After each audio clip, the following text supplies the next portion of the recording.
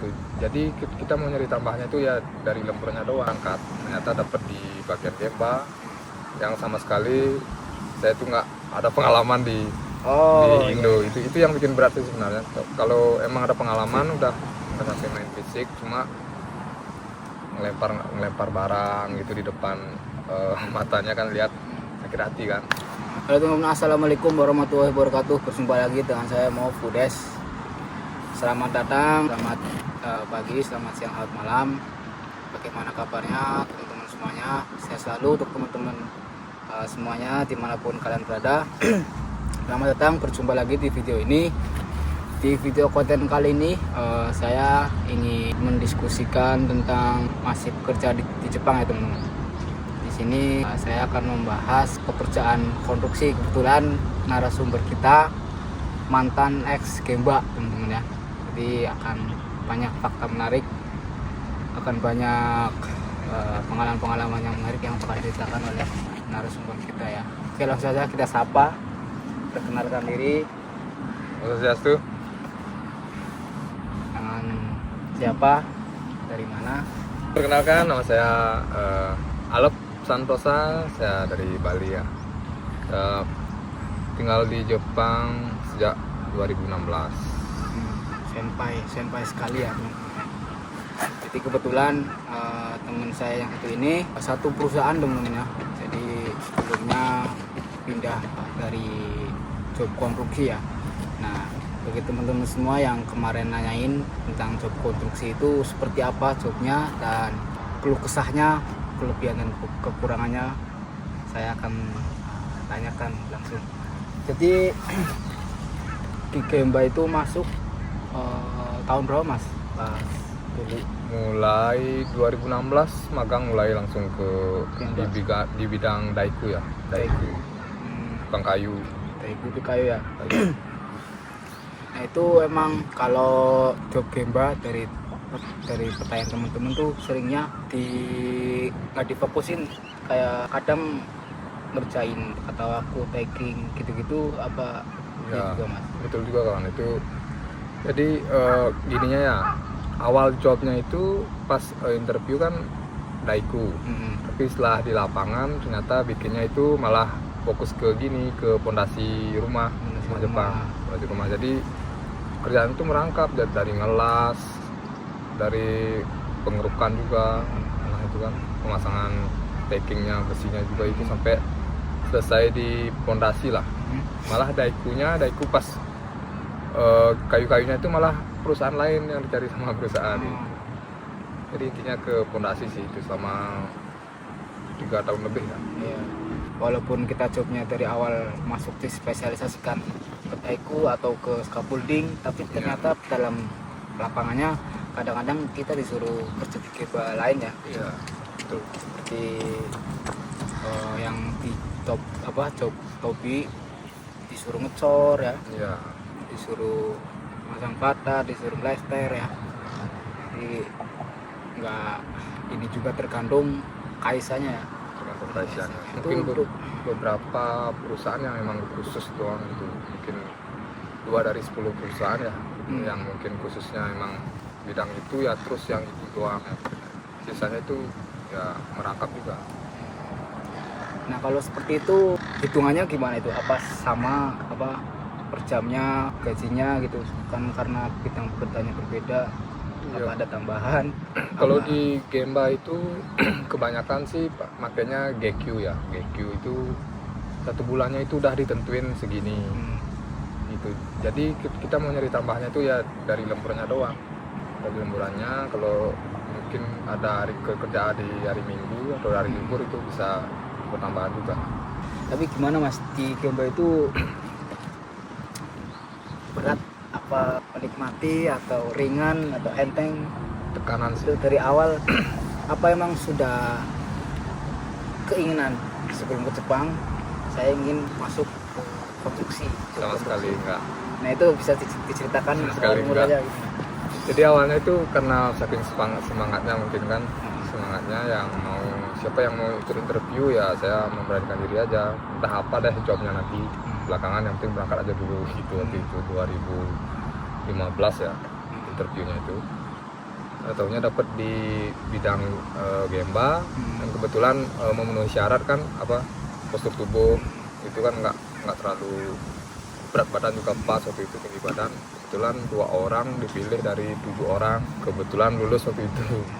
Jadi 4 bulan kemudiannya itu udah langsung berangkat. Ternyata dapat di bagian Gemba yang sama sekali saya tuh nggak ada pengalaman di Indo. Itu yang bikin berat sih sebenarnya.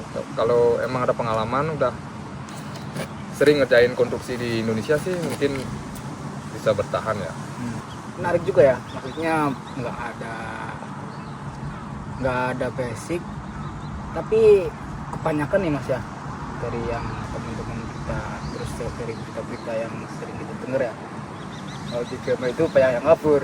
Iya. Nah itu kemungkinan karena nggak ada basic ya, nggak ada basic, terus kaget Kanan.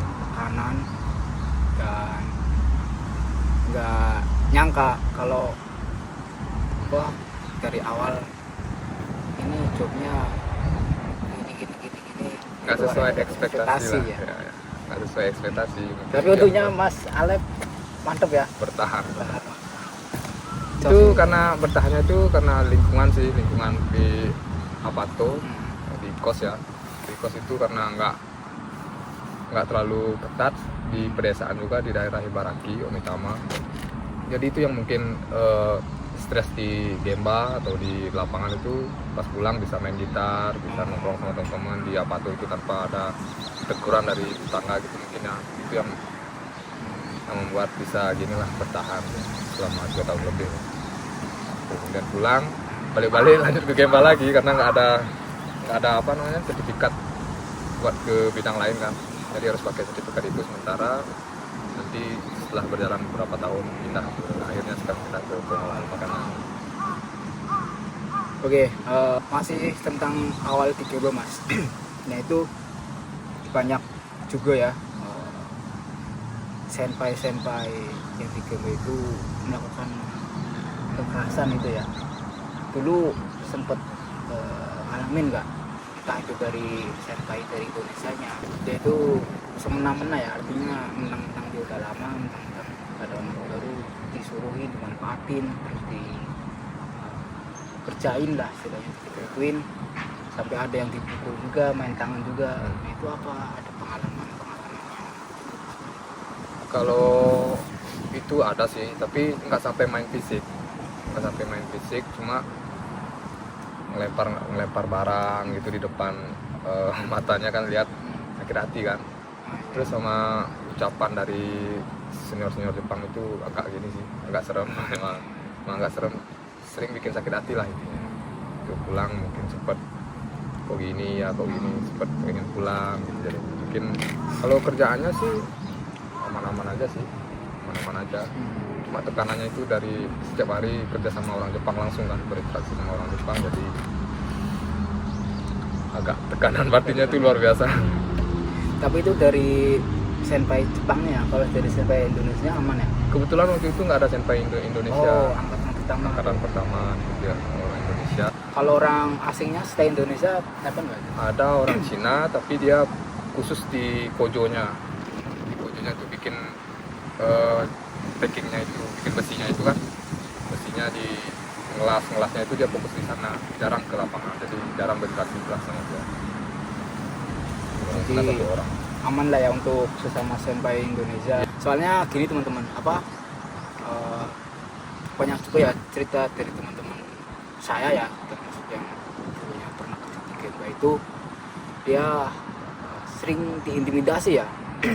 Yang namanya juga kerja proyek keras kan, pakai tenaga, di emosi juga kan, seringnya nggak bisa tenang, temperamen terus namanya gitu kan. Jadi selain dia diintimidasi sama orang Jepang, itu ada juga sama orang Indonesia. Nah itu mungkin itu nggak semuanya ya, ada juga yang senpai yang baik, ada juga senpai yang mengayomi ya.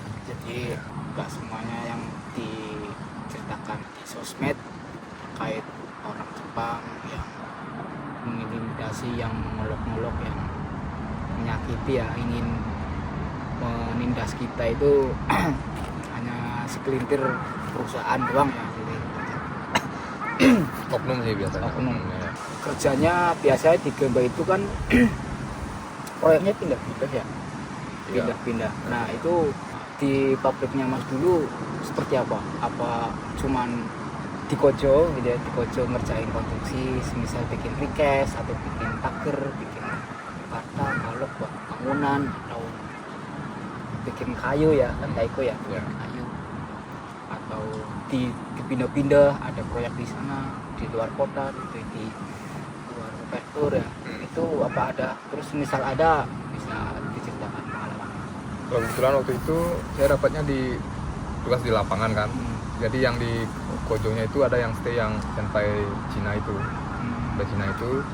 Soalnya kalau memang ada proyek yang harus dikerjakan cepat gitu, mungkin kita yang di lapangan membantu ke sana buat ngelas biar cepat selesainya itu. Kemudian gembanya itu mungkin 1 bulan itu ada 4 gemba kan. 4 gemba minimal 4 gemba itulah. Jadi 2 minggu udah selesai, lanjut ke gemba yang lain. Tapi karena ada 2 orang kan, jadi nggak setiap hari di gemba itu. Kadang di gemba yang daerah Ibaraki kan ada yang di daerah Omitama, di Mito gitu, sumpama kan. Kadang saya dapat di Mito, besoknya ke Suciura kayak gitu, temen yang lain di sana gitu. Jadi nggak selalu stay di sana. Kalau seperti itu setiap hari pulang pergi atau kita seminggu kita semisal ada gemba di luar kota nih, kita ke sana bawa barang-barang buat misal proyeknya target untuk selesai seperti itu, atau kita pulang pergi maksudnya kita dijemput jam segini harus datang, ntar diantarin sana, ntar pulangnya malam dijemput lagi, seperti itu Mas. Jadi kalau dulu yang di Baraki itu ya kalau sampai nginap ke luar itu kan namanya Suco kan. Suco itu dinas keluar kota. Kebetulan waktu di Baraki itu karena perusahaannya nggak terlalu besar, jadi cuma di lingkungan prefektur sana doang, di daerah Ibaraki doang. Paling jauh cuma di luar itu paling nyampe-nya ke Tokyo 3 bulan sekali gitulah. Cuma benerin yang mana rusak gitu doang, nggak sampai nginep. Jadi pulang pergi terus karena masih daerah Ibaraki ya. 2 jam 3 jam paling lama lah itu di perjalanan. Mungkin ya itu beratnya juga di perjalanan sih. Jam 8 udah harus di Gemba kan, jadi bangun jam 5 jam 6 itu udah biasa kalau di Gemba.